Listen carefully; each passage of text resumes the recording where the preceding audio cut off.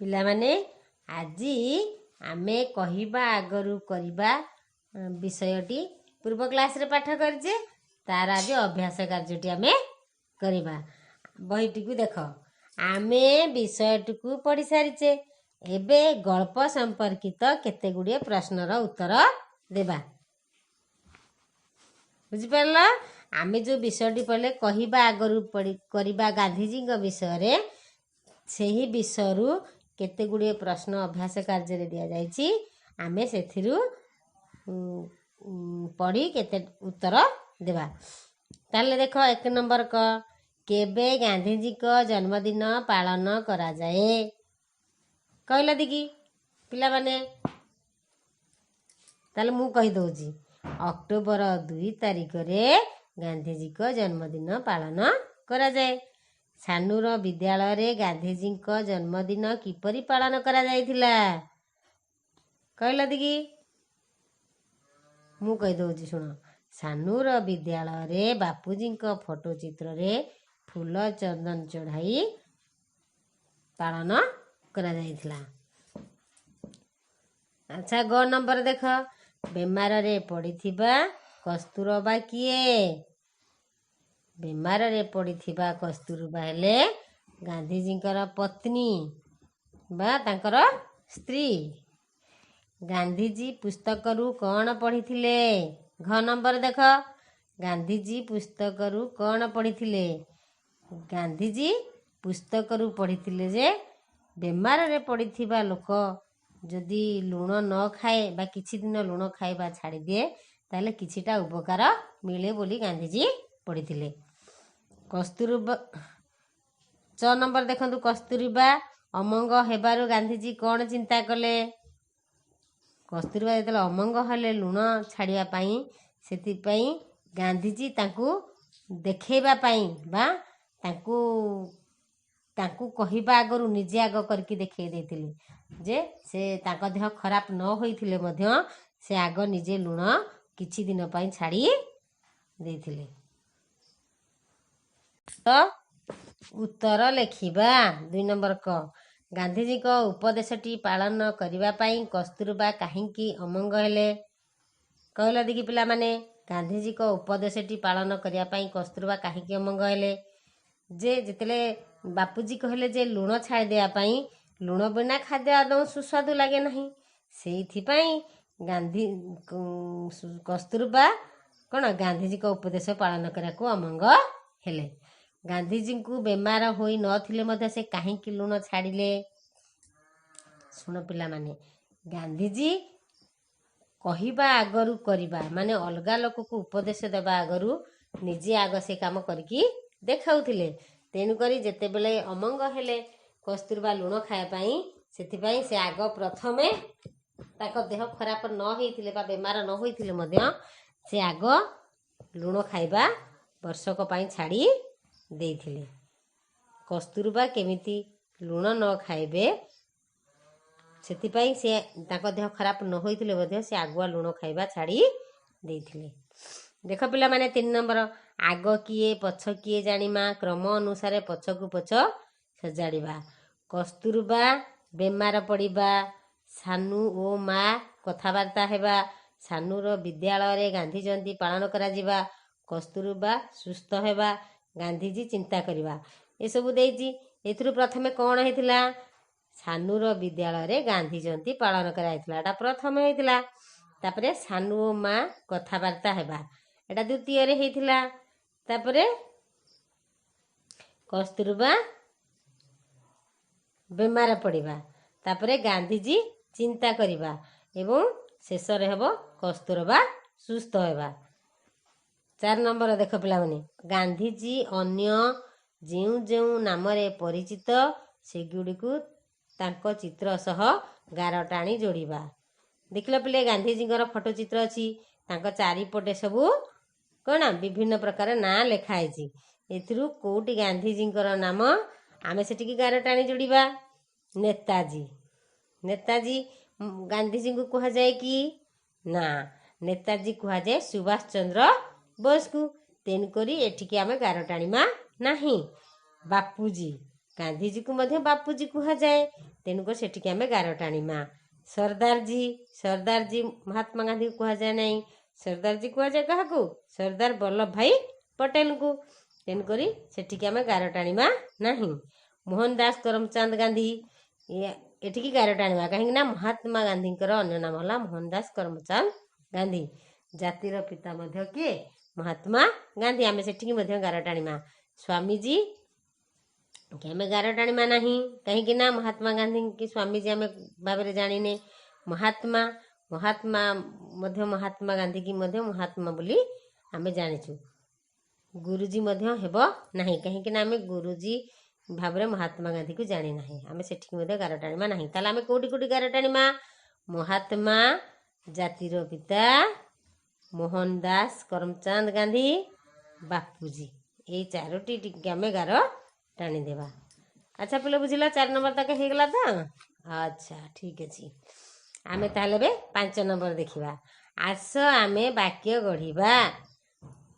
ସୁଫଳ ଦେଇଛି କେତେ ଗୁଡେ ଶବ୍ଦ, ତାକୁ ନେଇକି ଆମେ ବାକ୍ୟ ଗଢ଼ିବା। ସୁଫଳ ମାନେ ଭଲ ହୋଇଯିବା, ମାନେ ଭଲ ଫଳ ମିଳିବା। ଗୋଟେ ସରଳ ବାକ୍ୟଟେ ମୁଁ କହୁଛି ଦେଖ। କସ୍ତୁରବା ଶୀଘ୍ର ସୁଫଳ ହେଲେ। ଲୁଣ ଛାଡ଼ିଦେବା ଦ୍ୱାରା କ'ଣ? କସ୍ତୁରବା ଶୀଘ୍ର ସୁଫଳ ହେଲେ, ଶୀଘ୍ର ଭଲ ହୋଇଗଲେ। ସରଳ ବାକ୍ୟଟେ ହେଲା କି ନାହିଁ? ତୁମେ ମନେ ରଖିଥାଅ। ତମ ସ୍କୁଲ ଖୋଲିଲେ ସାର୍ ମାନେ ପଚାରିଲେ ତୁମେ କ'ଣ ଠିକ ସେ କହିଦେବ ଯେ ସୁଫଳ ଅର୍ଥ, ସୁଫଳ ନେଇକି ଯେଉଁ ବାକ୍ୟ ଗଠନ, ସେଥିରେ ଲେଖିବ କ'ଣ? କସ୍ତୁରବା ଶୀଘ୍ର ସୁଫଳ ହେଲେ। ମନସ୍ଥ ଅର୍ଥ କ'ଣ? ମନେ ମନେ ସ୍ଥିର କରିବା। ଗାନ୍ଧିଜୀ ମନସ୍ଥ କଲେ କସ୍ତୁରବାକୁ ଉପଦେଶ ଦେବା ପାଇଁ। ସୁସ୍ୱାଦୁ ମାନେ ସୁଆଦିଆ। ଲୁଣ ବିନା ଖାଦ୍ୟ ସୁସ୍ୱାଦୁ ଲାଗେ ନାହିଁ। ଫଳପ୍ରଦ ଅର୍ଥ କ'ଣ? ଫଳପ୍ରଦ ମାନେ ଠିକ ସେ ଫଳ ପାଇବା, ଠିକରେ କାର୍ଯ୍ୟକାରୀ ହେବା। ପରିଶ୍ରମ କଲେ କାର୍ଯ୍ୟଟି ଫଳପ୍ରଦ ହୋଇଥାଏ। ସଂକଳ୍ପ, ଗାନ୍ଧିଜୀ ଲୁଣ ନ ଖାଇବା ପାଇଁ ମନେ ମନେ ସଂକଳ୍ପ କଲେ, ଚିନ୍ତା କଲେ। ମୁହୂର୍ତ୍ତ, ଭଲ ମୁହୂର୍ତ୍ତରେ କାର୍ଯ୍ୟ କରିବା ଉଚିତ। ମୁହୂର୍ତ୍ତ ମାନେ ସେଇ ସମୟରୁ ଭଲ ମୁହୂର୍ତ୍ତରେ କାର୍ଯ୍ୟ କରିବା ଉଚିତ। ତାହେଲେ ବାକ୍ୟ ଗଠନ ସରିଗଲା। ଆମେ ଏବେ 6 ନମ୍ବର ଦେଖିବା। ଯେପରି ଫଟୋରେ ଫୁଲ ଚଢ଼ାଇଲୁ ବୋଲି କୁହାଯାଇଛି, ସେହିପରି କ'ଣ ହେବ ଲେଖିବା। ଅନ୍ଧକୁ ବାଟ ଦେଖାଇଲୁ। ଧରିବାକୁ ହାତ ବଢ଼ାଇଲୁ। ଓଦା ଲୁଗା ଆମେ ଶୁଖାଇଲୁ। ବୁଝିପାରିଲ ପିଲେ? ଅନ୍ଧକୁ ବାଟ, ଯେପରି ଫଟୋରେ ଫୁଲ ଚଢ଼ାଇଲୁ ସେପରି ଅନ୍ଧକୁ ବାଟ ଦେଖାଇଲୁ। ଧରିବାକୁ ହାତ ବଢ଼ାଇଲୁ। ଓଦା ଲୁଗା ଆମେ ଶୁଖାଇଲୁ। ବୁଝିଲା? ତାପରେ ଅଲଗା ମଧ୍ୟ ଶବ୍ଦ ଦେଲେ ଆମେ କରିପାରିବା। ଦେଖ ପିଲେ 7 ନମ୍ବର। ନେତାଜୀ ଲୋକମାନଙ୍କୁ କହିଲେ, ଚାଲ ହଇଜା ରୋଗୀଙ୍କ ସେବା କରିବା। ତାଙ୍କର ଏହି କଥା କିଛି କାମ କଲା ନାହିଁ। ତେଣୁ ନିଜର ଯୋଜନାକୁ ସେ ନିଜେ କରିବାକୁ ଚାହିଁଲେ। ନିଜର ଯୋଜନାଟି କାର୍ଯ୍ୟରେ ପରିଣତ କଲେ। ଏହା ଦେଖି ଅନ୍ୟମାନେ ତାଙ୍କ ପରି କରିବାକୁ ଲାଗିଲେ। ରେଖାଙ୍କିତ ଶବ୍ଦଗୁଡ଼ିକ ବଦଳରେ ସ୍ୱୟଂ ପ୍ରଭାବ ପକାଇଲା ନାହିଁ। କାର୍ଯ୍ୟକାରୀ ଏହି ଶବ୍ଦଗୁଡ଼ିକ ଠିକ୍ ସ୍ଥାନରେ ବ୍ୟବହାର କରି ଅନୁଚ୍ଛେଦଟିକୁ ଲେଖିବା। ଆମର ଯେଉଁ ଗାର ଟଣା ହେଇଛି, କିଛି କାମ କଲା ନାହିଁ, ନିଜେ, କାର୍ଯ୍ୟରେ ପରିଣତ କରିବା, ଏ 3ଟି ଜାଗାରେ ଆମେ ସ୍ୱୟଂ, ପ୍ରଭାବ ପକାଇଲା ନାହିଁ, କାର୍ଯ୍ୟକାରୀ, ଏ 3ଟି ଶବ୍ଦ ଲଗେଇବା। ତାହେଲେ ଆଉ ଥରେ ଲେଖିବା। ଦେଖ ବାକ୍ୟଟିକି। ନେତାଜୀ ଲୋକମାନଙ୍କୁ କହିଲେ, ଚାଲ ହଇଜା ରୋଗୀଙ୍କ ସେବା କରିବା। ତାଙ୍କର ଏହି କଥା କିଛି କାମ କଲା ନାହିଁ। କିଛି କାମ କଲା ନାହିଁ ଅର୍ଥ କ'ଣ? ପ୍ରଭାବ ପକାଇଲା ନାହିଁ। କାମ କଲା ନାହିଁ ଅର୍ଥ ପ୍ରଭାବ ପକାଇଲା ନାହିଁ। ତେଣୁ ନିଜର ଯୋଜନାକୁ ସେ ନିଜେ ଅର୍ଥ ସ୍ୱୟଂ କରିବାକୁ ଚାହିଁଲେ। ନିଜର ଯୋଜନାଟି କାର୍ଯ୍ୟରେ ପରିଣତ କଲେ। କାର୍ଯ୍ୟରେ ପରିଣତ କଲେ ଅର୍ଥ କାର୍ଯ୍ୟକାରୀ କଲେ। ଏହା ଦେଖି ଅନ୍ୟମାନେ ତାଙ୍କ ଉପରେ କରିବାକୁ ଲାଗିଲେ। ତାହେଲେ ତମେ ଏମିତି ସବୁ କହିଦେବ। ବୁଝିଲ ତ? ଆଚ୍ଛା, ଦେଖିବା ଆମେ 8 ନମ୍ବର। ଯେପରି ଚିନ୍ତା, ଚିନ୍ତିତ, ସେହିପରି କ'ଣ ହେବ କୁହ। ଦୁଃଖ କ'ଣ ହେବ କହିଲ ପିଲେ? ଦୁଃଖ, ଦୁଃଖିତ।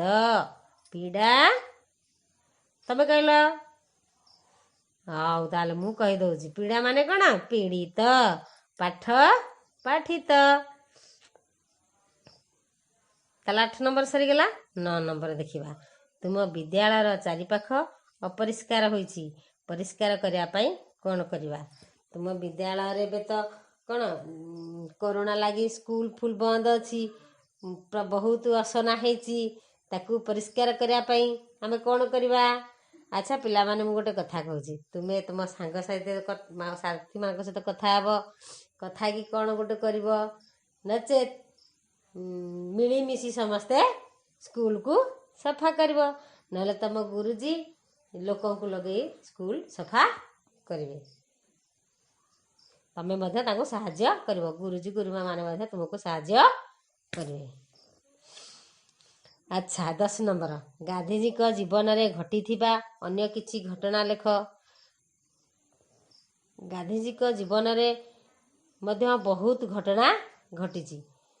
ସେ ଛୋଟ ଦିନରୁ ତାଙ୍କ ଜୀବନ ଶେଷ ଯାଏ ଆମ ଦେଶ ପାଇଁ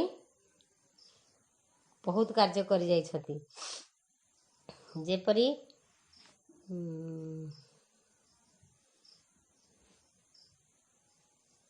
ତୁମେ ତୁମ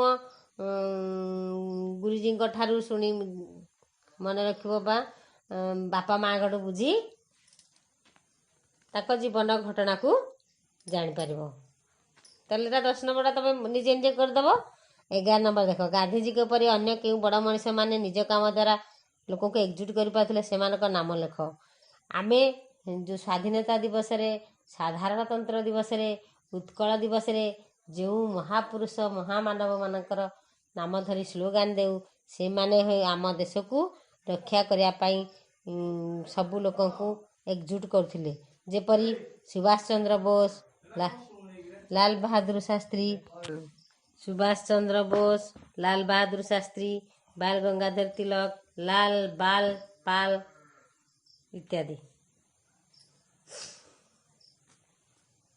12 ନମ୍ବର। ଚିତ୍ର ଦେଖି ଗାନ୍ଧିଜୀଙ୍କର ଅନ୍ୟ ଭଲ କାମ ଗୁଡ଼ିକୁ ଲେଖ। ତମେ ଦେଖୁଛ ତ ସେ ଚିତ୍ରରେ ମହାତ୍ମା ଗାନ୍ଧୀ ସବୁ କ'ଣ କ'ଣ କାମ କରିଛନ୍ତି। ଦାଣ୍ଡି ଅଭିଯାନ କରି ନିଜେ ଲୁଣ ମାରି ସମୁଦ୍ରରୁ ନିଜେ ଖାଇବା ପାଇଁ ଚେଷ୍ଟା କରିଛନ୍ତି, ଲୋକଙ୍କୁ ଦେବା ପାଇଁ କରିଛନ୍ତି। ବନ୍ୟା ବାତ୍ୟା ସମୟରେ ଲୋକଙ୍କୁ ସାହାଯ୍ୟ କରିବା ପାଇଁ ଦେଖ କେମିତି ଯାଇଛନ୍ତି। ଅରଟରେ ନିଜେ ସୂତା କାଟି କେମିତି ଲୁଗା ବନଉଛନ୍ତି ନିଜେ ପିନ୍ଧିବା ପାଇଁ। ଏସବୁ ହେଉଛି ତାଙ୍କର ଭଲ ଭଲ କାମ। ଆହୁରି ମଧ୍ୟ ତୁମ ଗୁରୁଜୀ ଗୁରୁମା, ପରିବାର, ସାଙ୍ଗସାଥି ଏବଂ ଗାଁର ଲୋକଙ୍କ ଠାରୁ ବୁଝି ତୁମେ ତାଙ୍କର ଭଲ କାମ ଗୁଡ଼ିକୁ ଆସି ସ୍କୁଲରେ କହିବ। ଆଜି ତ ସମୟ ହେଇଯାଇଛି। ଆମେ ପରବର୍ତ୍ତୀ ପାଠ ଅନ୍ୟ ଶ୍ରେଣୀରେ ଆଲୋଚନା କରିବା। ରହୁଛି।